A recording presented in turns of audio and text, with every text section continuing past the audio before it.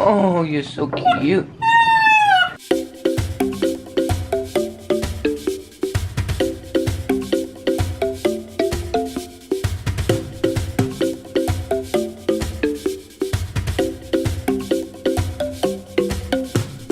Hey, what's up guys? John here, back from another South African adventure. As many of you may know, I've taken quite a few trips to South Africa where I volunteer with animals at different conservation programs. This time I had the pleasure of getting to work with one of Africa's most precious and most critically endangered animals.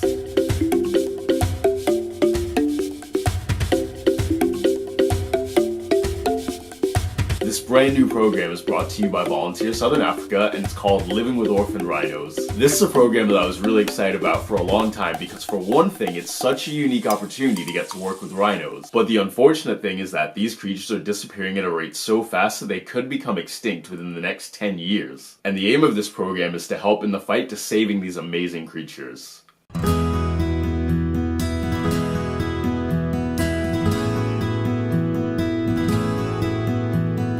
I've mentioned this before in previous videos, but one of the biggest problems right now affecting wildlife in South Africa is rhino poaching and the illegal rhino horn trade. Because of the false belief that it's an aphrodisiac or that it cures cancer, rhino horn is often used in Eastern medicine, and in some parts of the world it's worth more than diamonds, platinum, and gold. Basically, imagine a rhino or any other animal walking around in the wild with the world's biggest and most expensive diamond growing out of its face. This means the poachers will do pretty much anything they can to get their hands on the rhino's horn.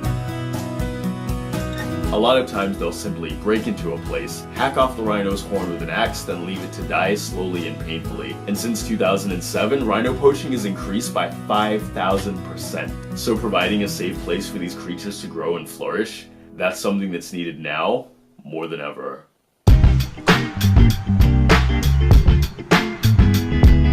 The rhinos at this program typically come from Kruger National Park, and they're usually babies whose mothers have been killed by poachers. The facility is not open to the public. It's not a tourist attraction. It's real conservation. So the only way to do this is to volunteer and to secure one of the limited spots available. The program is run by a woman named Petronelle who's worked in the industry for many years. She's incredibly passionate about what she does, and she runs a really tight ship.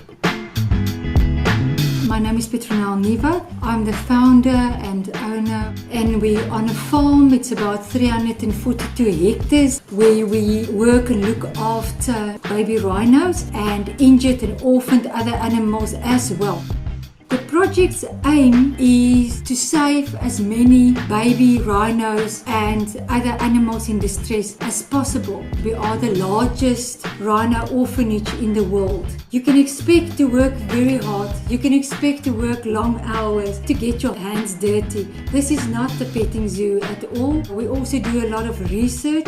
If I will sum it up to a specific person that comes here, they must be willing to commit with us. All of us is just working together to make it a better place for the rhinos in our care and for the other animals in our care.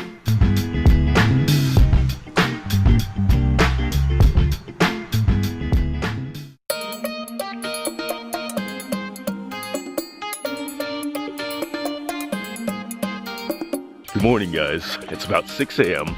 Today is my first full day at the all-new Living with Orphan Rhinos program. First impressions, this place is really beautiful. We are completely surrounded by mountains. Not really sure what to expect as today is going to be my first full day, but we're meeting up at 6:30 and we're going to get ready for the first feeding.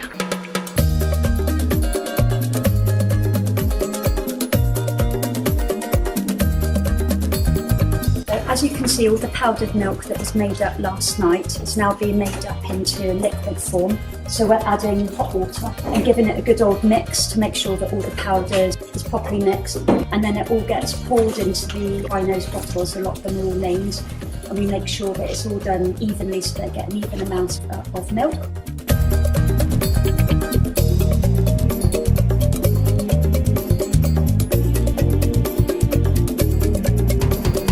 Rhinos are such interesting creatures. It's really fascinating because they're such big, strong animals, but they're still babies, so they behave like babies.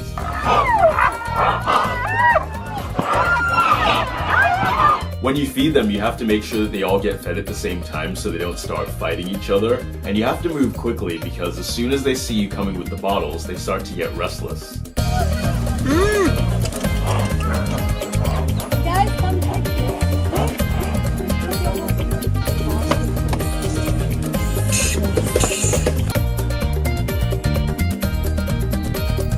We finished the first feeding. Now we're cleaning the enclosures. It's the glamorous part of volunteering.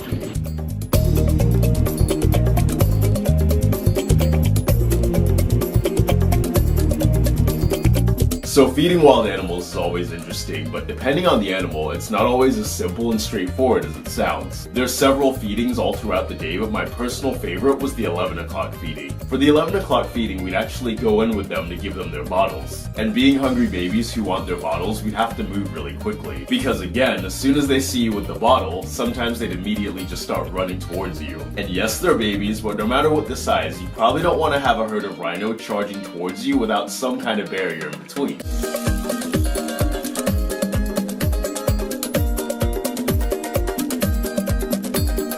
Inside the boma, there's a certain area where we'd have to stand to make sure that we're completely safe while feeding the babies. So we'd move quickly towards the gate, go inside, run to our spot, then they'd all come running for their bottles. Yeah, coming.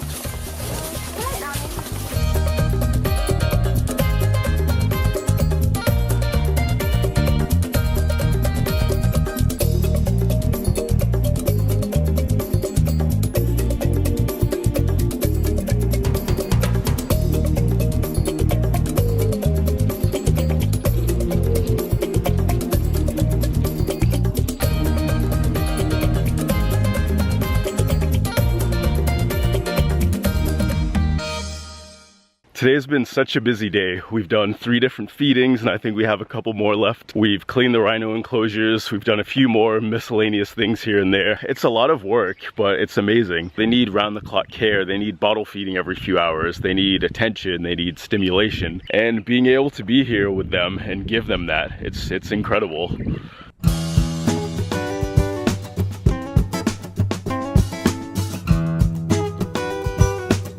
Thank you for making eggs this morning, Daphne.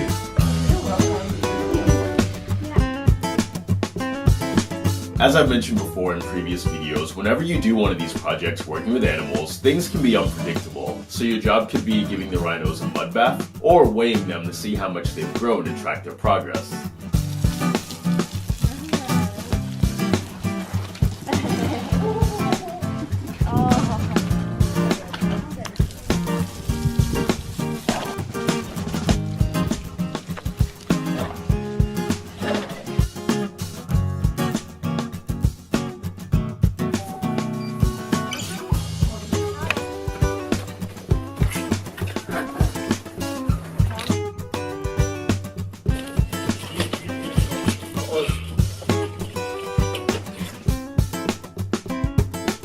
We just weighed Oz, Dawn, Warren and Lofo. So we had to split up some bottles of milk so that we had more time to leave them around. Got them onto the scales, registered what they got and then walked them back into their night pen. It was awesome, it was very cool.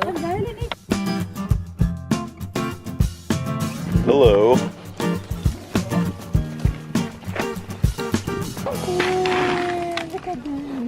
Although there are a lot of different animals at the project, my personal favorite animal was a baby rhino named Lofo.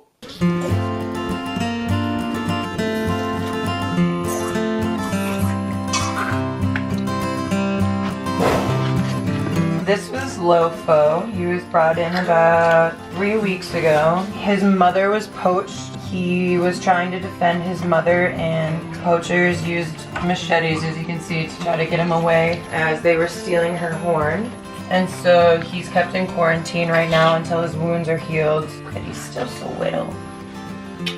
Since he's still recovering, but not 100% yet, he's not strong enough to be with the other babies. But being such a loving and social creature, he sometimes gets sad and lonely when he's by himself. Oh, you're so cute. It breaks my heart every day. So one of the things we were lucky enough to get to do was to go inside and spend some time babysitting him.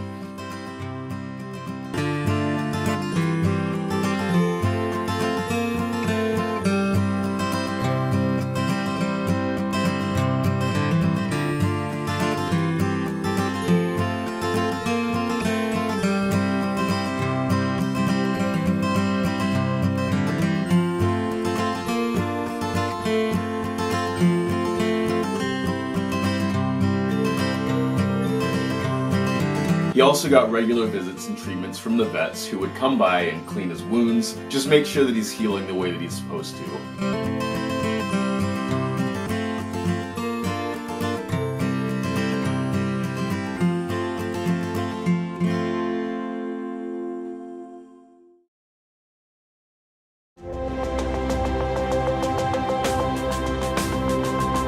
Being at this project was really eye-opening for me. I learned so much, not just about rhinos in general, but also about the plight that they're facing in their struggle.